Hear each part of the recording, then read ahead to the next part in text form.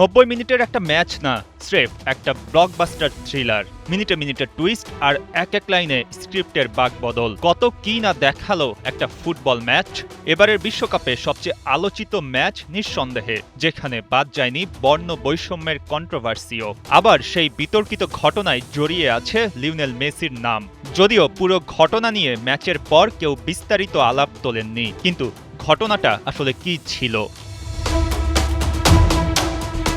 মিশরের বিপক্ষে ১৩ মিনিটে দুর্দান্ত এক কামব্যাক দিয়ে আর্জেন্টিনা তখন ৩-২ গোলের ব্যবধানে এগিয়ে। ম্যাচের একেবারে শেষ মুহূর্ত। ম্যাচ জুড়ে নানা সিদ্ধান্ত নিয়ে মিশরের টিম ম্যানেজমেন্ট তখন বেশ উত্তপ্ত।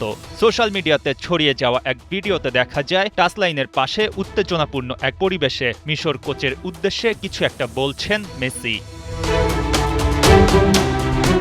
এর পরপরই মিশরের কোচ দুই হাত বুকের সামনে আড়াআড়ি ক্রস আকৃতির ইশারা করেন, যা ফিফার বর্ণবাদী আচরণের অভিযোগ জানানোর একটি পদ্ধতি। কিন্তু প্রশ্নটা হলো, মেসি ঠিক কি বলেছিলেন সে বিষয়ে এখনও নিশ্চিতভাবে কিছু জানা যায়নি। একইভাবে মিশরের কোচ বা ফিফাও জানায়নি এই ইশারা ঠিক কার উদ্দেশ্যে করা হয়েছিল। সরাসরি মেসির উদ্দেশ্যে এমন ক্রস দেখানো হলো নাকি আর্জেন্টিনার বেঞ্চ, ম্যাচ কর্মকর্তাদের বা মাঠে সামগ্রিক পরিস্থিতির দিকে ইঙ্গিত দেয়া হয়েছিল তা এখনও অজানা। তবে এমন সাইন দেখালে রেফারি ঠিক কী ধরনের সিদ্ধান্ত নিতে পারেন সেটা জানা যাক।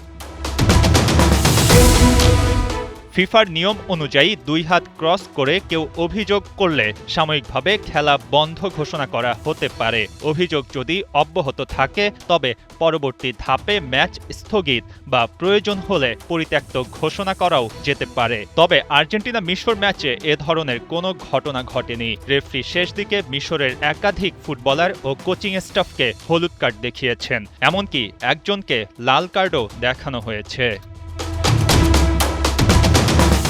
মিশর আর্জেন্টিনা ম্যাচ নিয়ে আলোচনার তুবড়ি থামছেই না। শুধু মাঠের ভেতরের আলাপে থেমে নেই এই ম্যাচ, ছড়িয়ে গেছে মাঠের বাইরেও। কিছু প্রশ্নের উত্তর মিললেও কিছু প্রশ্নের উত্তর এখনও অজানা। বিশ্বকাপ যেন ইহাকেই বলে প্রমাণ হলো আরও একবার। মঈন হাসান, ৭১।